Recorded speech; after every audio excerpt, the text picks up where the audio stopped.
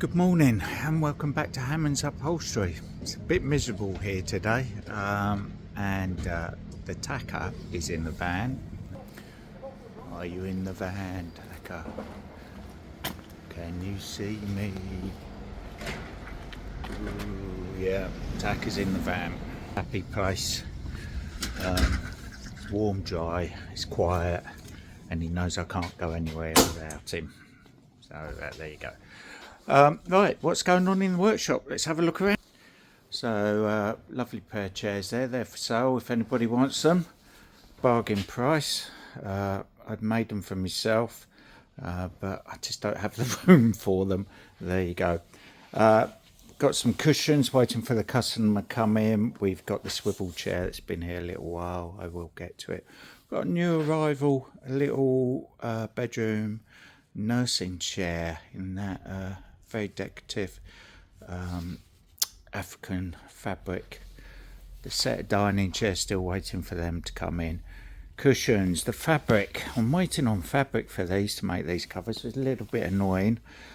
We have some seating for something different. That's a fairground ride.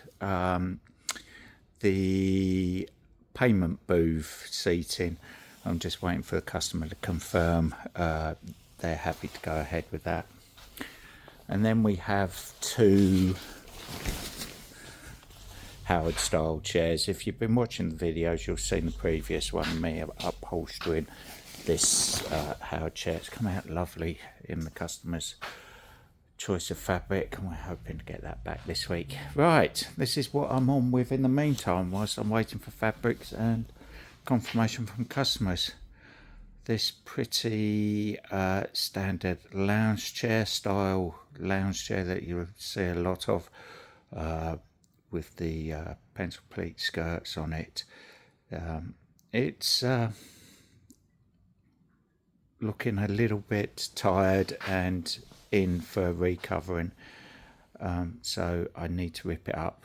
We are going to be replacing the seat cushion and the back cushion on it, so I need to get that on order pretty soon because they take a little while to get in, and then we need to rip it up and recovering it.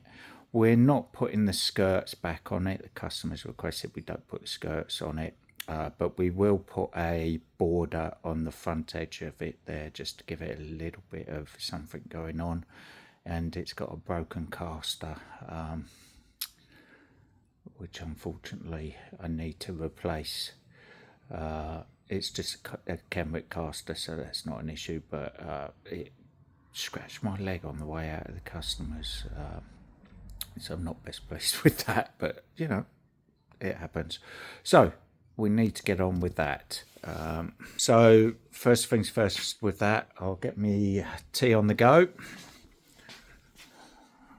Please don't look inside of the mug because you'll probably be disgusted at the state of it. It's a workshop mug, so there you go. I need to get on with ripping this chair up, get the cushions measured and ordered from the cushion converters, and then I can start recovering it. Other than that, the chair's in good condition underneath the grubby cover, so I'm not expecting to find anything nasty in there. So let's crack on and get this ripped up. Right, so welcome back. It's chilly here, but I've got me cup of tea on the go, and I need to rip up this chair. Like I said previously, it's looking tired now, so hence the reason for the re-upholstery, but other than that, the frame's really good. So I'm going to rip this up, and then I'm going to get the cushions cut, so they can go to the machinist. I will be going over there on Friday. She's been busy doing the cushions over here, these ones here, making the covers. I'm waiting for the fibre fills for them.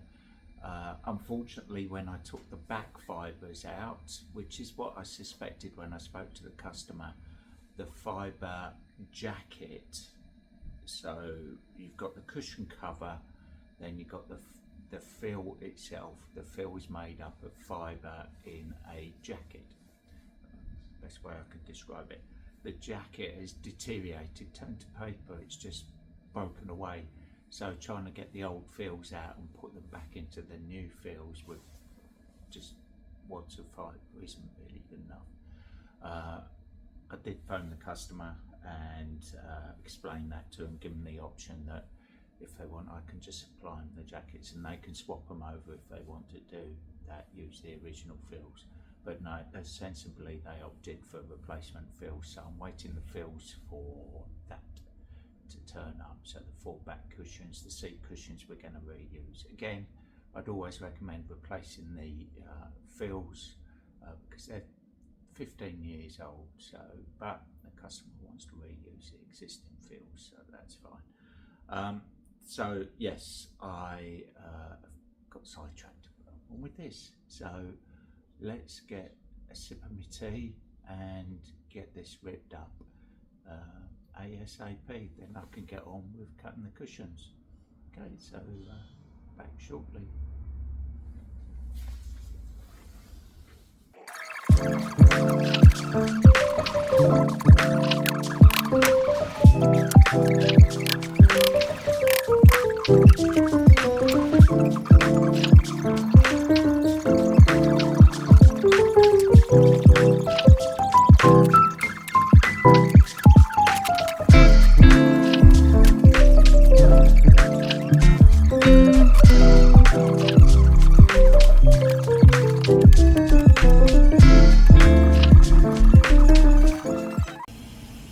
Okay, it's a little cold in here, so please excuse the heater going in the background. I'm just trying to warm up the workshop before I start on. As you can see, the chair's still stripped, but I've now cut the fabric. So right, so we've got here cut the seat, inside arms, inside backs, and the cushions are over here, the two cushions which I need to sew up. So I haven't, excuse me, I haven't cut the outside back or outside arms as of yet, and the seat facing, because I don't want to do that until I've got the rest of it done, so I can pattern match the white stripe over the top of the arms and over the back and on the seat. So rather than trying to preempt that and potentially getting it wrong, I thought I'd just wait and do it as I go along, which isn't uncommon. These things take a little bit longer with the stripes on them, so it is what it is. So I'll put the camera up and you can join me whilst I cover the insides of this certainly. Okay.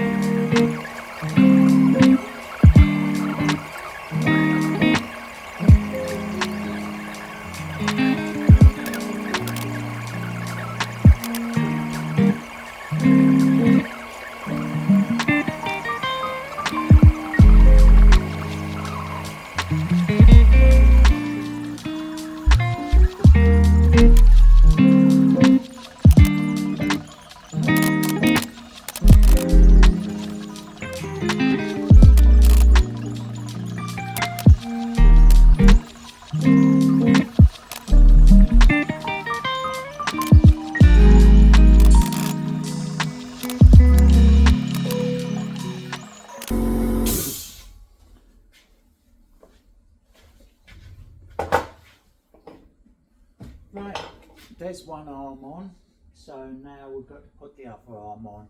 We'll hopefully get these white lines as they're the most predominant. We can't have them in matching exactly because of the way the pattern is. So the green stripe is on the right on this side, but when we turn it round it becomes to be on the left. So you know, you're not getting, unless you turn the fabric upside down and then you've got piles on the fabric or pile to the fabric, so then that wouldn't be going the right way round. So there is a limiting factor. As with other projects you've seen me do before, on the where I pulled the arm through the outside, just about see my fingers here, the arm gets stapled down, doesn't get stapled up, so we need to get the seat in before I can finish the arms off. But I like to be able to put the arms on first because it's easy to get the seat through then. So we've got the lines nice and straight over the top, as straight as you can do, bearing in mind we've got to pull these back bricks, get some tension in them.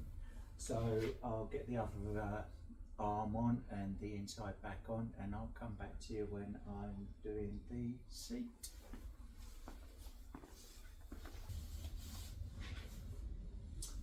Okay, so time to crack on with the seat. Both arms and the back of him, as much as they can be anyway. Like I said, I've got to pull everything down and staple it on the outside. So let's reassemble this seat. This seat had some felt in the back of it, white cotton and then the black cotton felt on it.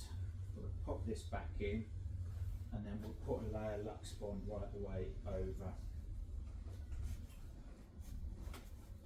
So that just needs tucking down the sides through the back.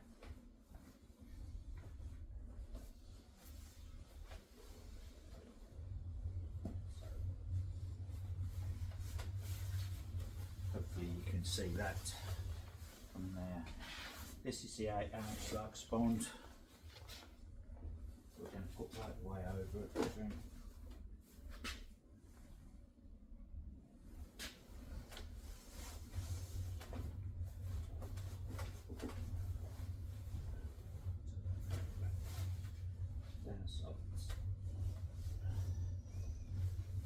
So if you remember, this chair had skirts on it, but we're not putting skirts back on it. But we will put a border along the front just to give it a little bit of detail. So I'm going to pull this Lux Bond down onto this top rail here, which is where we're going to have the border. Staple the Lux Bond a little bit higher than where I want to staple the border to, because I don't want it to make that lumpy.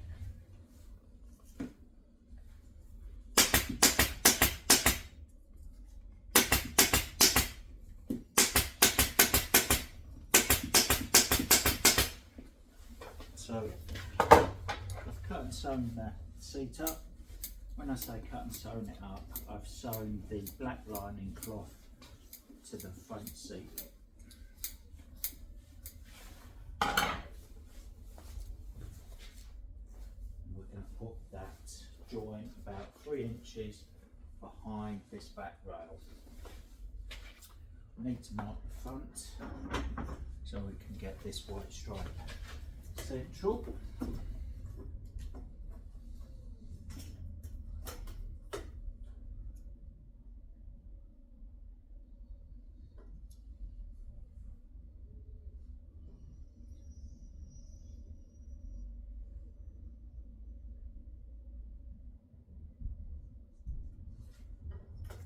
Just check it. Yep. Follow that line through because we've got border going down there as well. Hasn't warmed up much here today.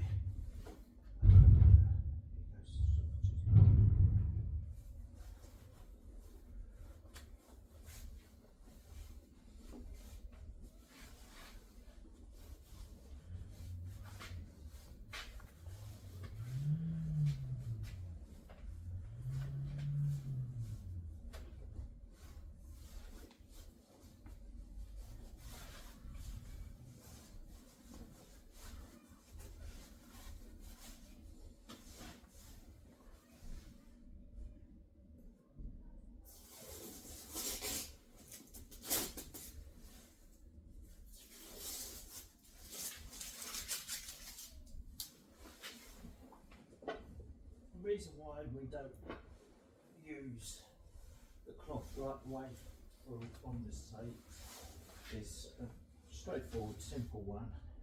It saves the material, saves on cost. It's not going to be seen Um, if we were doing this in leather, then having that cloth on the back rather than leather right the way through obviously saves a big chunk of leather, but it also allows the seat to breathe. If you had a item of furniture fully done in leather, then it's not going to breathe very well. That's why the bottom of your leather sofa cushions are generally fabric other than cost saving. You could, if theoretically, if you had them fully done in leather and you put what we call aerators into perhaps the borders and so on, then that allows air into the cushions. But people generally, or manufacturers generally, have a fabric on the bottom. Right, not convinced that's central there. I'm going to mark it on the seat as well. It's just a border.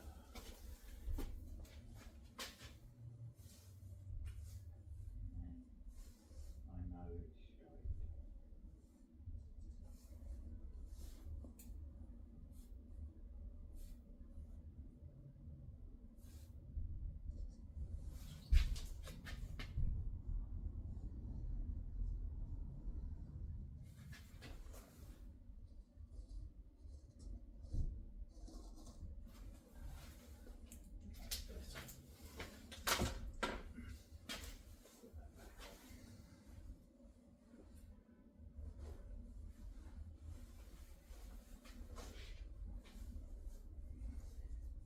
So I've got a mark here 3 inches behind this arm rail in the front, which is where I'm going to have the join between the fabric and the platform cloth.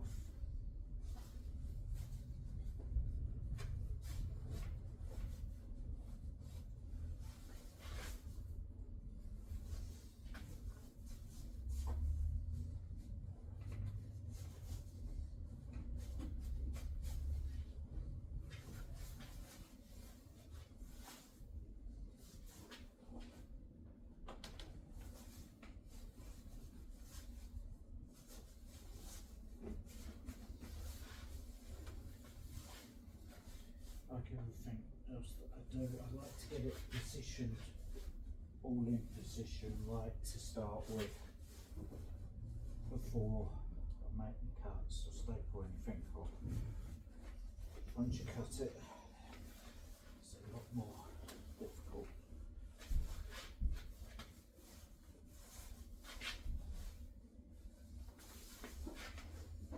So you need to take a little bit of time to get this in the right place.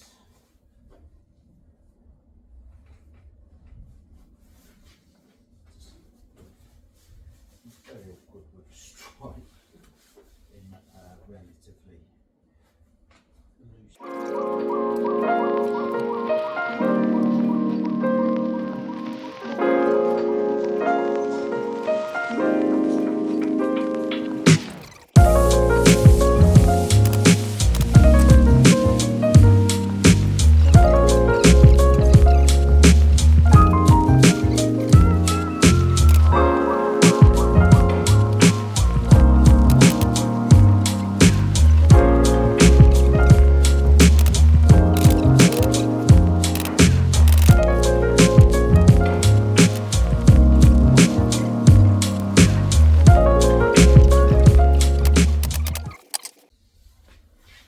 Salvage off, you'll see better what's going on. I'm going to put a border on here,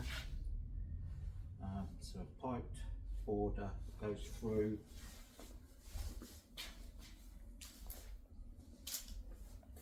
If memory serves me, the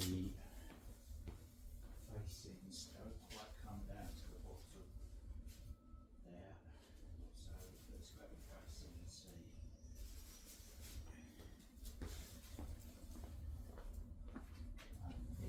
so the facing's only come down to approximately where the border's going to go. So what we need to do is get the outside arms on. We need to get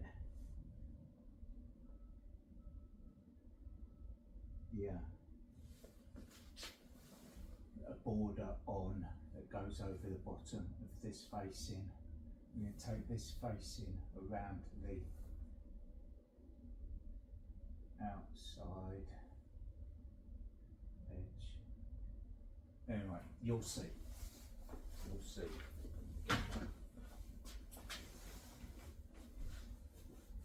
Yeah, so we've got to adjust that because we're not putting skirts back on it, so it's going to be done slightly differently. So whether that's a case of extending the facings to go down to the bottom or adjusting the border to suit, I'll decide on that shortly.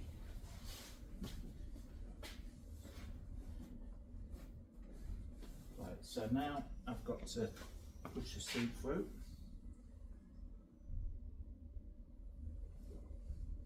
Staple that down, then I can finish off the inside arms and the inside back.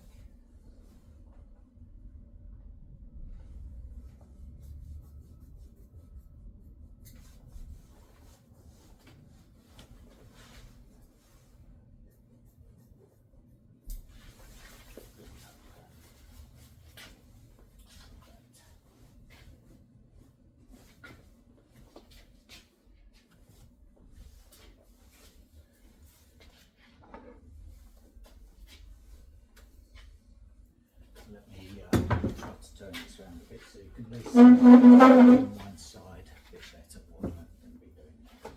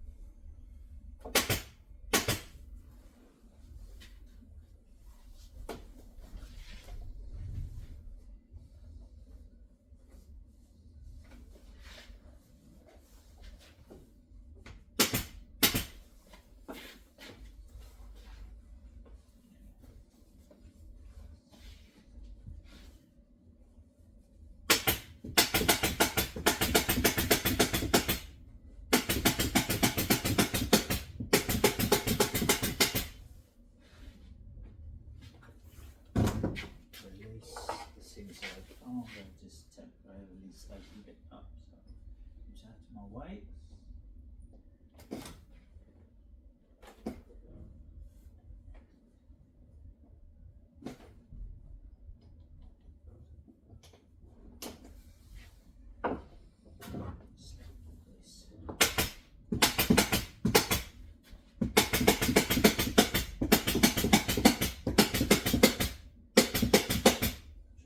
To distort the lines on the inside arms. I'm doing it.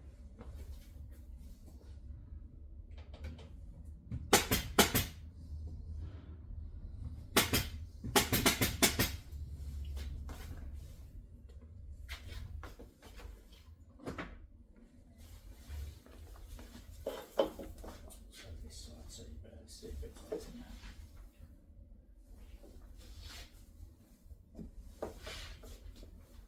To adjust the cut that I made to make sure that it's released around this back rail.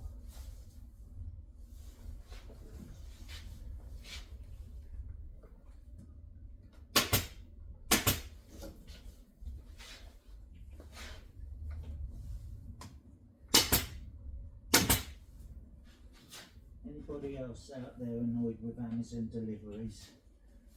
even though you tell them it's a business and the compound shuts at 5 p.m.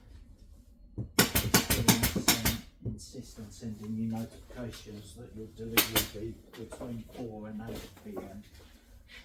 It's like they ask you when can they deliver and then completely ignore it. So probably the same where you are. But like I say, I've got to be here, so I'll get some work done. So that's the seat stapled down. Just need to release the staple here at the front that I put in just to hold the inside arm straight. The other side, pull this down without distortion.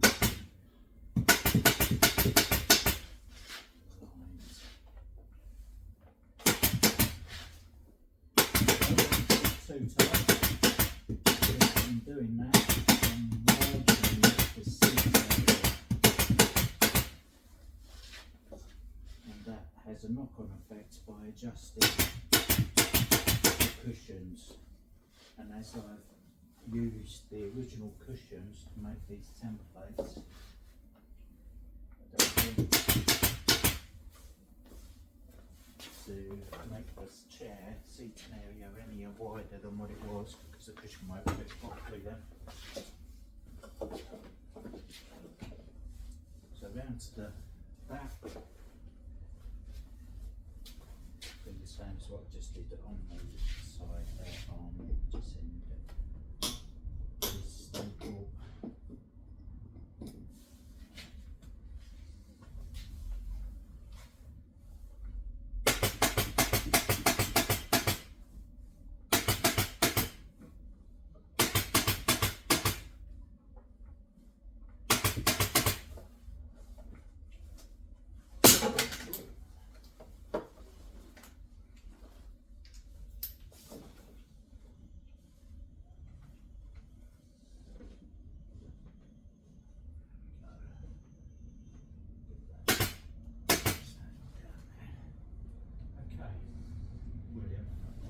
So,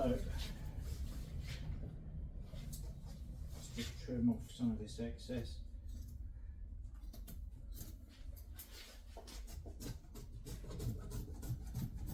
Just because I like to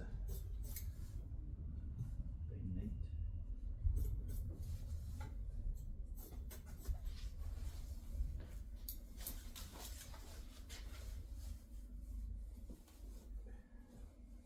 Roll that up.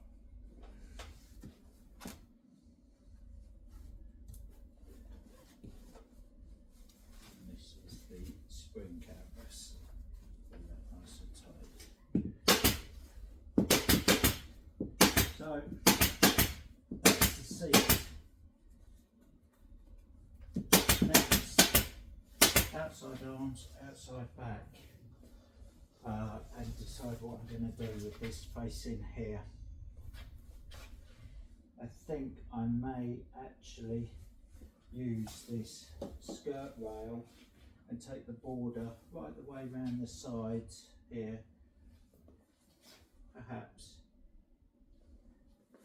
right the way round, I don't know, but then I've got some match stripes etc, so perhaps not do that. I think we're going to elongate the facings down to the bottom of the frame. Okay, so I'll just get this turned over and we'll get on with the outside arms once they're cut.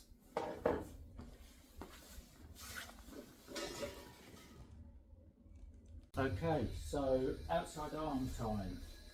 Got one on, but that's around the other side so you can't see that. Got two on. So I'm going to line up the orange here with the white stripe that matched on the arm. Now that means this is the top, but it's it's reversed because it's now the arm comes over. So to get the lines to match up, I'd have to put the fabric on upside down, which then has a knock-on effect. The fabric on the outside back will then need to go on upside down. Now, when a fabric has a pile, you have a pile which is directional, and this fabric does have a slight pile on it. So it's a rock and a half place. I'll choose to put the fabric on the right way up. The next person might put it on upside down. Is there a wrong and right way? You tell me. I think it's down to the individual. But I'll choose to excuse me, put the fabric on the right way up.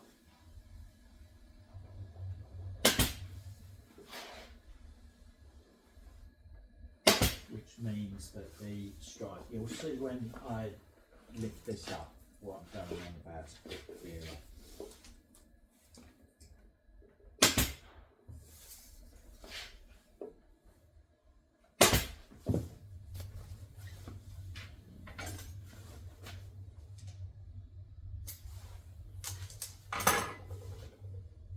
But as always, this is how I do it here in my workshop. Next person might do them different.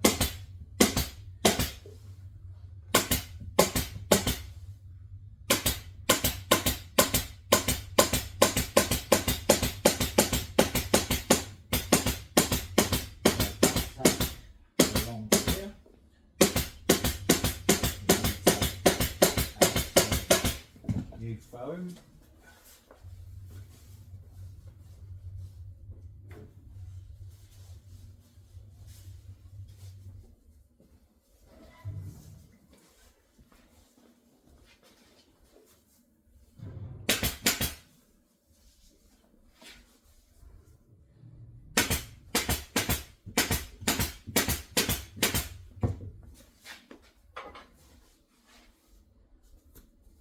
Trim it so it just hangs over the edge, so it gives it a sharpness on the edge, albeit this frame, all the edges of the timber have been sanded, so we've got no sharp edges, but it's a habit to roll over the edge. Now, I've marked the centre of this bottom rail, so we should be able to get our white stripe coming up to that. Then it will match the other side.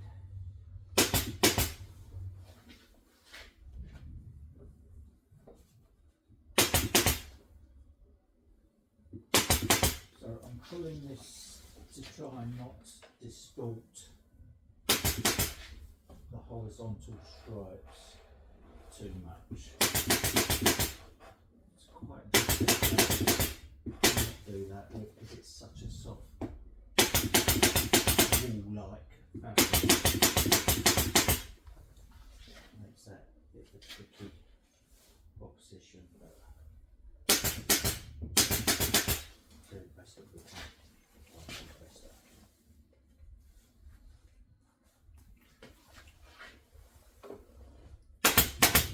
So, once I'm stapling that off, perhaps you can see what I mean about the stripes. The white stripe with the orange on the side of it matches the arm where it comes over, but because of the way it is,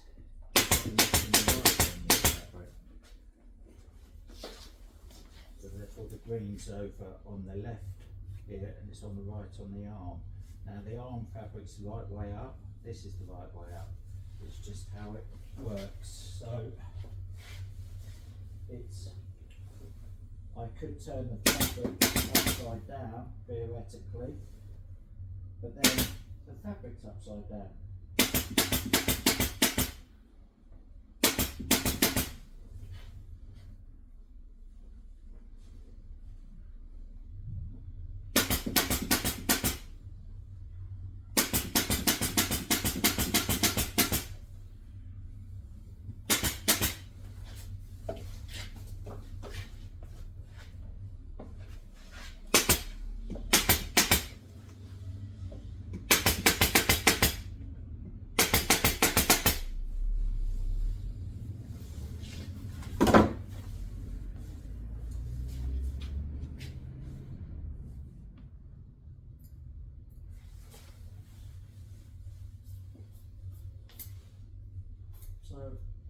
outside arms on, the outside back to go. There's still plenty to go. I've still got to put the front border on. I've still got to make put the facings on, and then the bottom. So just when you think you're nearly there, still got plenty to do.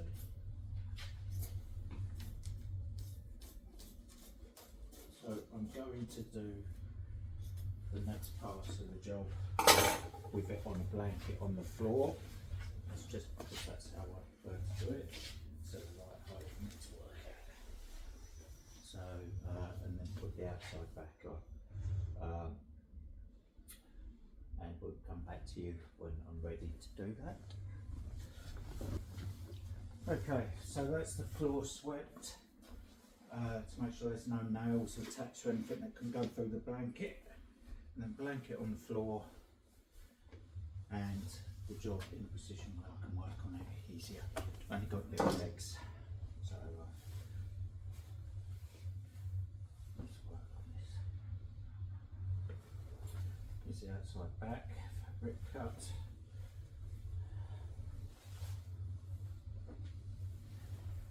So let's lay it on. So there we go. Again, got the same thing going on with the outside back as we did with the outside arms, where the stripe isn't going to match, unfortunately.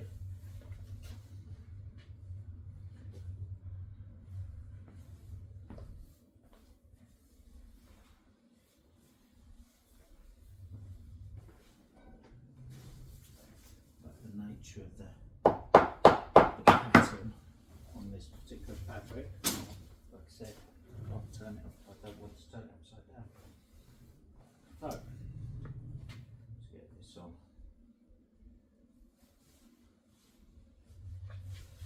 So I'm going to back tack it along the top edge here, same as the outside arms, and then we're going to use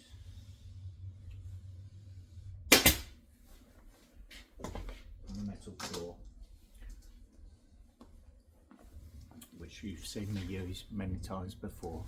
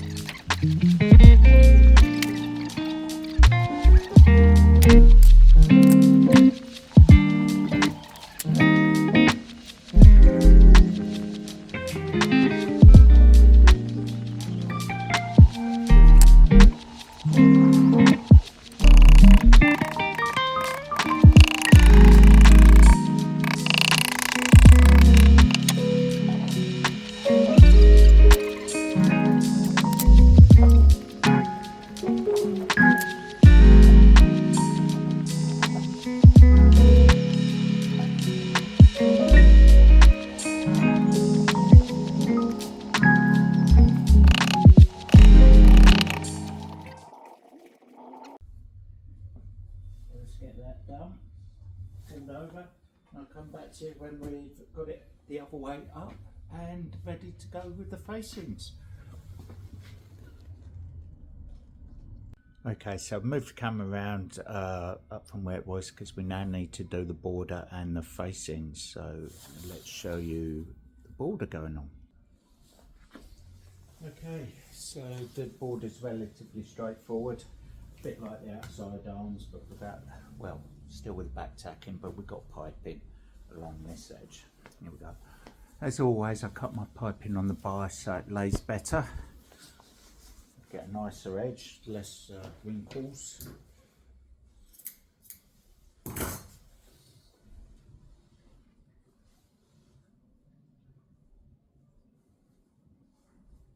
So the border's going to go underneath the facings on this particular job.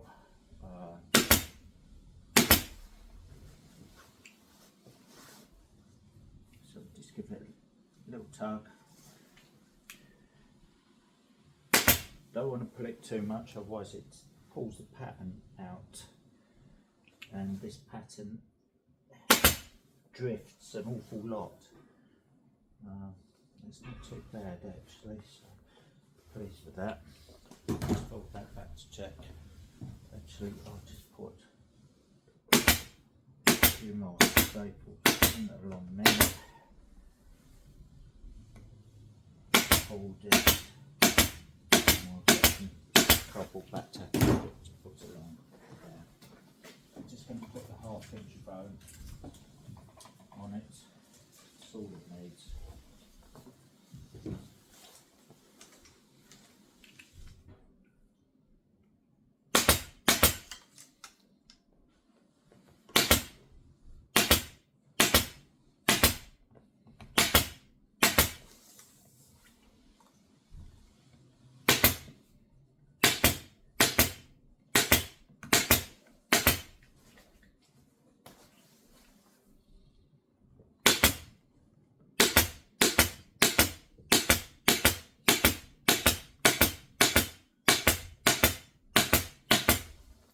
You could just staple up against the piping, but the cardboard against the piping gives you a much neater, much straighter finished look to it.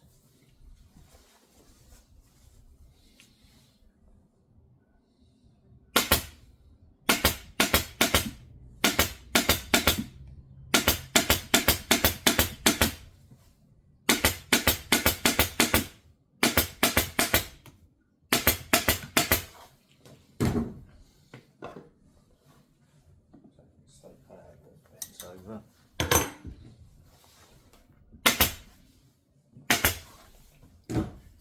So I'm not taking the foam right to the edge because we've got the facings that have got to go on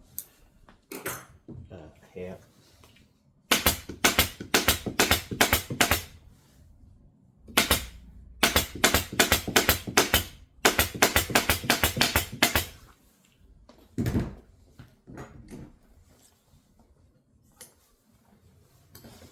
Back a bit, don't need all that there, just need one a little bit to roll over that bottom edge.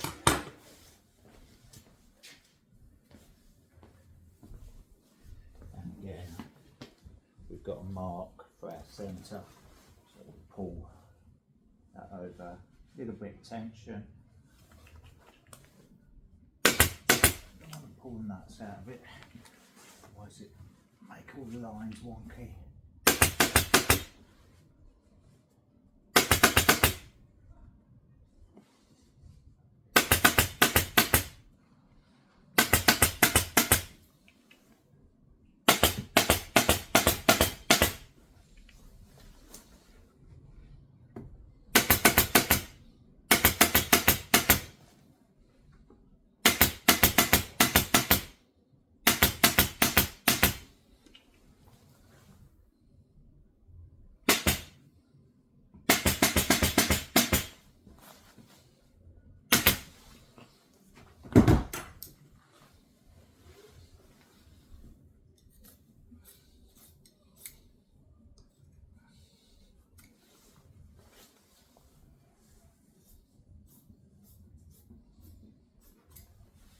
So that's the border. Now, our facings go on there, and that's where they came down originally. We're just going to leave a flap of fabric that's long enough to go underneath here and the piping, and then we can stitch them close to make sure people don't get their fingers in them. So let's spin you around and show you covering one of these facings. Sorry about the wobbly camera. Right, so we need to change our staples. The 10mm will go straight through this board. We don't want that.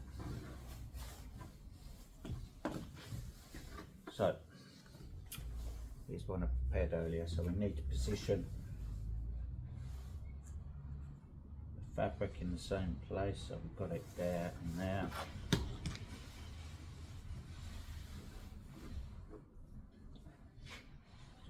Stripe is basically going through the middle of the facing.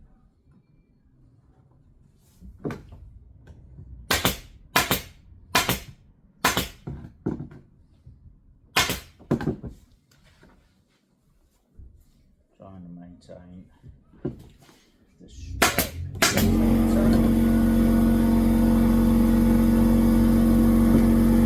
Sorry about the noise, because it's gone off.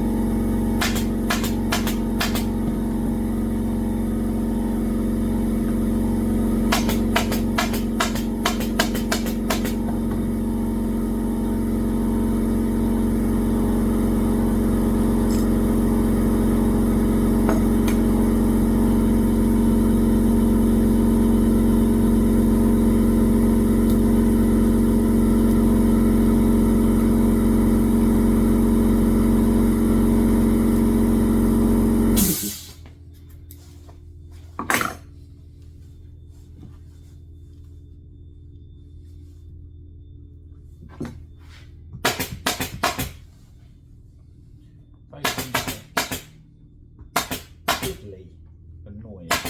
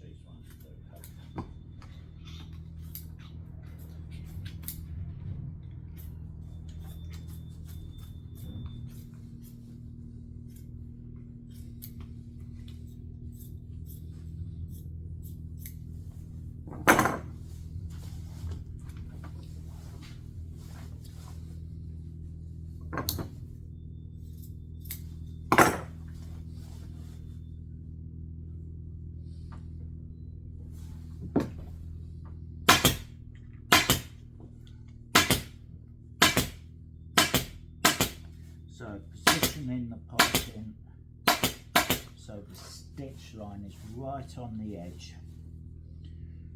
We want it to be seen, but we want the piping to be visible.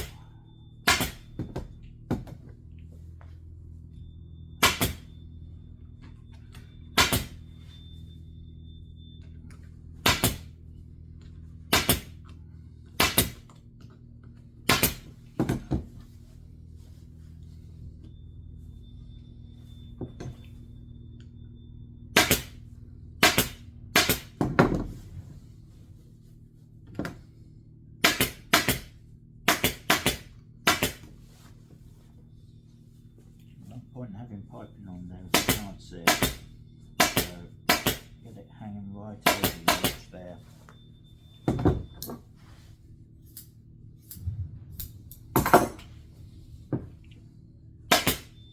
But not enough to see the stitching.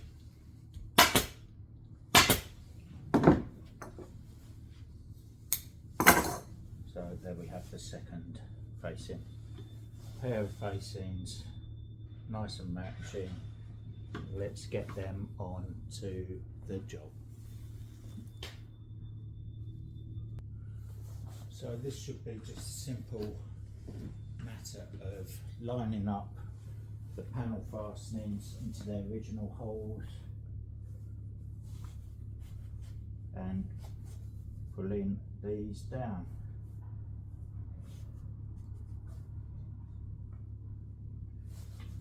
I think we may have an issue there. That facing doesn't look long enough. Piece on the bottom is my own fault. Should have checked it, but that one's certainly not long enough. Let's have a look at the other side. Hopefully I made the same mistake twice. But that side looks going to have the same issue there. So I'm going to have to recover them. So same again, my own fault for not checking. Right, so there you have it, round 2. I should have listened to the voice in my head whilst I was doing the last ones. I had a little voice saying, you need to check that, that doesn't look long enough. And I ignored it for YouTube. So YouTube, you're to blame. But I've done them right now. So let's get this one fixed on.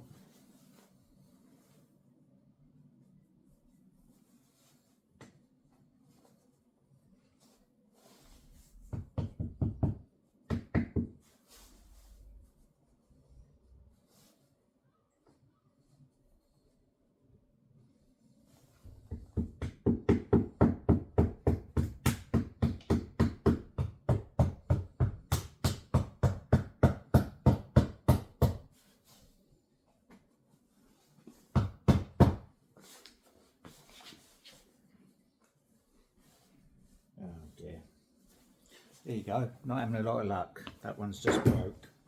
These panel fasteners, that's fine. I have another way of attaching it. Good old panel pins.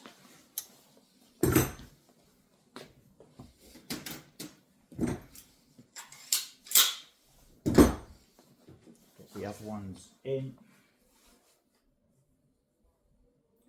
They've obviously gone brittle over time.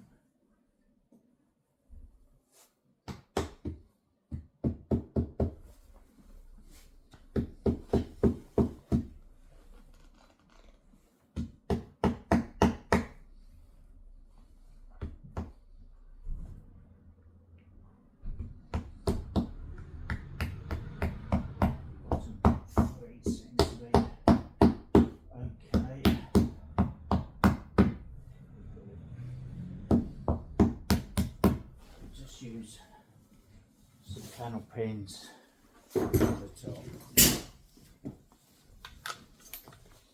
Fix it. It's not how I would always attach these facings with a panel pin. Some fabrics don't lend themselves to this means attaching with this fabric is absolutely fine.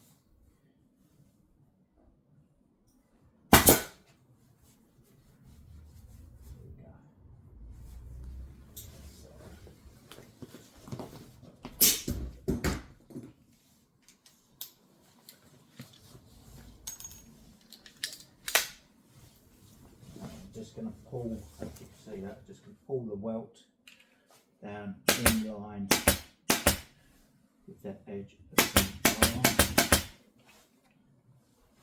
And this one I'm going to pull square down from where that facing finishes.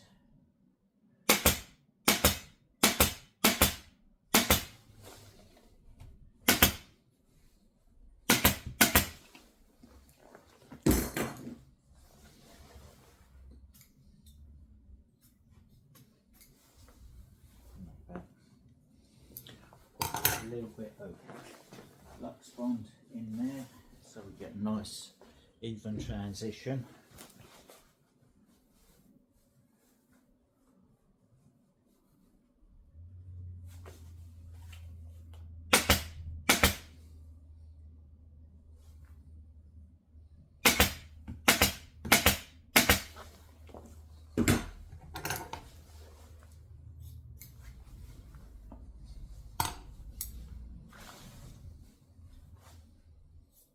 I'm going to fold the fabric back and put it taut down this piping line with the piping, and then I'm going to slip stitch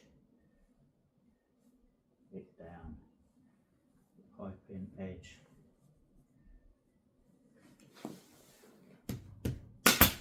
So you can't put your fingers in there.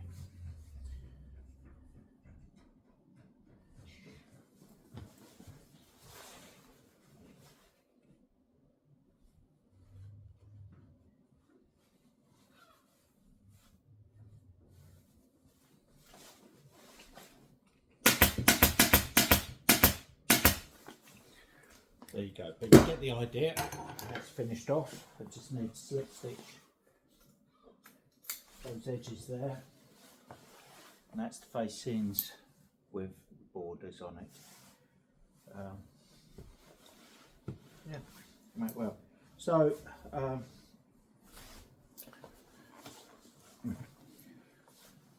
so that's pretty much it, really, for this one. I've got the cushions to cut.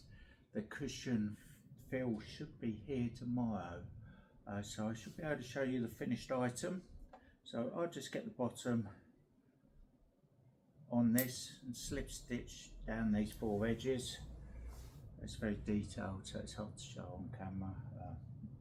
You see a lot of my back in these videos, I apologise for it. So I'll be back, get that done, get the cushions filled and come back to you and show you the finished item.